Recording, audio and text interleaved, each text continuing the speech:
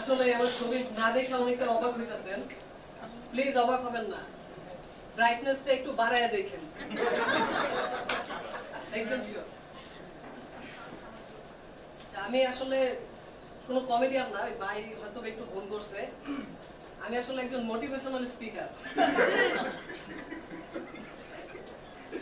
আমি এই জিনিসটা অনেক সময় করি, যে জিনিসটা আমি পারি না, এই যে কমেডি করতে পারি না, এই জন্য এটার নাম চেঞ্জ করে দিছি মোটিভেশনাল স্পিচ। আমি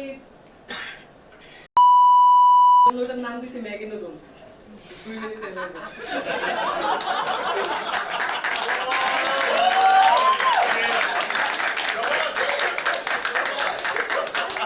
ম্যাগি নুডলস রাঁধতে 30 মিনিট সময় লাগে।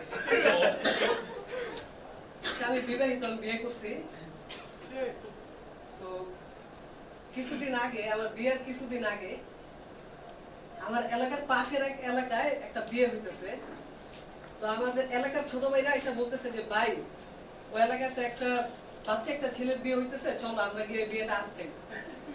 এখন আমি চিন্তা করলাম যে দেশের একজন নাগরিক হিসেবে, একজন দায়িত্বশীল নাগরিক হিসেবে ওই বিয়েটা ঠেকানো আমাদের দায়িত্ব। যেহেতু একটা বাল্য বিবাহ হইতেছে এই জায়গায়, বাল্য বিবাহ ঠেকানো আমাদের দায়িত্ব। সবাই বললাম হ্যাঁ তাহলে চল গিয়ে বিয়েটা আটকাই। সবাই আমার সাথে গেল, গেছি। বর দেখা, যে ছেলে বিয়ে করবে বরের দেখা আমি সবাই বলতেছি না চল জায়গা, চল জায়গা। সবাই বলতেছে ভাই কি হয়েছে, বিয়ের আটকাই? আমি না, আমার ছোট বোনের লগে 2 মাস পরে আমার বিয়ে।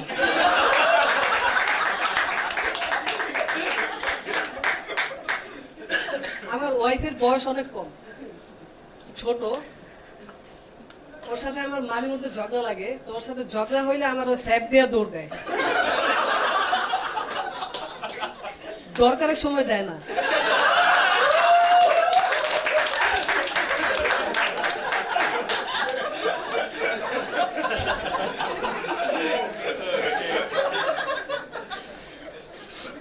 আমাদের একটা ছেলেও হয়েছে, 2 বছর বয়স।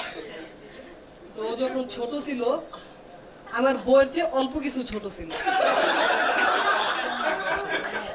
আমার ছেলে বলতো আব্বু শিশি করুম, ওয়াইফরে বলতেছে তুমি নিয়ে যাও, আমার ওয়াইফ বলতেছে আমি পারবো না, তুমি নিয়ে যাও। তো আমি ওয়াশরুমে নিয়ে গেছি, আমার ছেলের চেন খুইলা দিছি, বাবা শিশি করো। বলো, আমি বলতেছি ঘরে গিয়া দেখে আমার বউ বাসায় ফেলছে।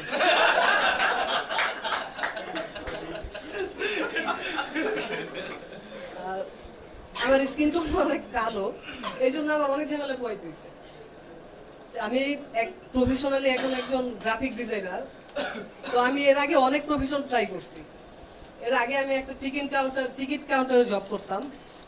তো ওইখানে একদিন টিকিট সেল করতেছি, একটা মুভি লাগছিল শাকিব খানের, সেই হিট মুভি, টিকিট অনেকে পায় নাই। তা আমি টিকিট বেচতেছি, এক লোক আইসা আমার ইচ্ছা মতো মাই, ওনার সাথে সবাই মিললে আইসা আমার মাইরা পুলিশে ধরেছে। আমি ভাই আমার সমস্যা, আমার দোষ কি, আমি কি করছি? একজনে কয় ব্ল্যাকে টিকিট বেচতেছে।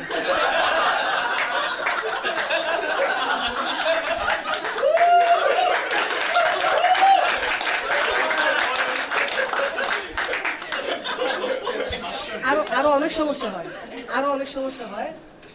আমার ওয়াইফ একদিন আমার ফোন দিয়ে বলতেছে কালা জাম নিয়ে আসবা আসার সময়। আমি তো কনফিউশনে পড়ে গেছি, ও কালা জাম আনবা নাকি কালা জাম আনবা, কি বলতে। বাসে নিয়ে গেছি কালো জাম। আর আরেকটা বিষয় বলি, যে বিবাহ করছেন কে কে? বিয়ের পরে প্রায় একটা সমস্যা হয় যে বউ শাশুড়ির একটা যুদ্ধ চলতেই থাকে, রাইট?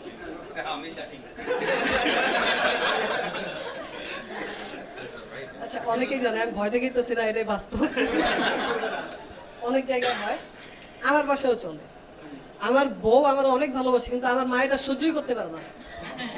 ওই যে ওদিন বাসায় জাম নিয়ে গেছি, আমার বউ আমার জাম খাওয়াইতেছে, মায়ে তো দেখা মায়ে একেবারে ফুল রেগে গেছে। মায়ে আমার বউরে কয় শরীর বাচ্চা তুই কি করতেছস?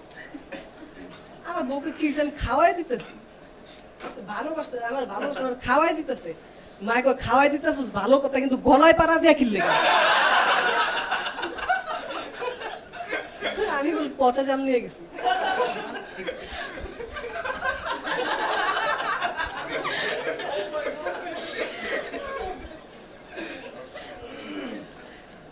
কিছুদিন আগে দেখি এক লোক একটা লাশ নিয়ে যাইতেছে, পিছনে বিশাল সিরিয়াল, সব হচ্ছে মধ্যবয়স্ক লোকের সিরিয়াল, বিশাল বড় সিরিয়াল। সামনে একটা কুকুর যেতেছে, তো আমিও গেছি ওইখানে। আমি গিয়ে বললাম যে ভাই কি হয়েছে, কি হয়েছে ভাই, এটা কে? কয় এটা আমার ওয়াইফ। কি হয়েছে আপনার ওয়াইফের? আমার ওয়াইফটা মারা গেছে ভাই। তো আচ্ছা ভাই কেমনে মরছে? কয় কুকুরটা কামড় দিছে। আমি কই ভাই এই কুকুরটা আমার একদিনের লেগে হাওলাত দেন। পিছনে সিরিয়ালে গিয়ে খারাপ।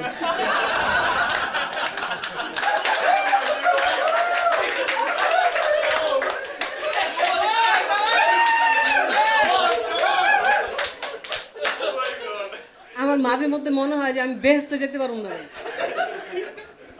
আমার ঠিকানা জাহান্নামে।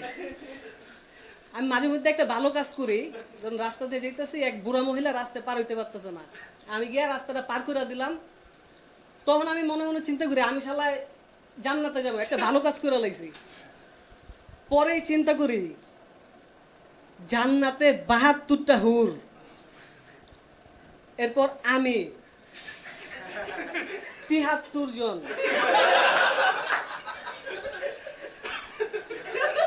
73 সাম।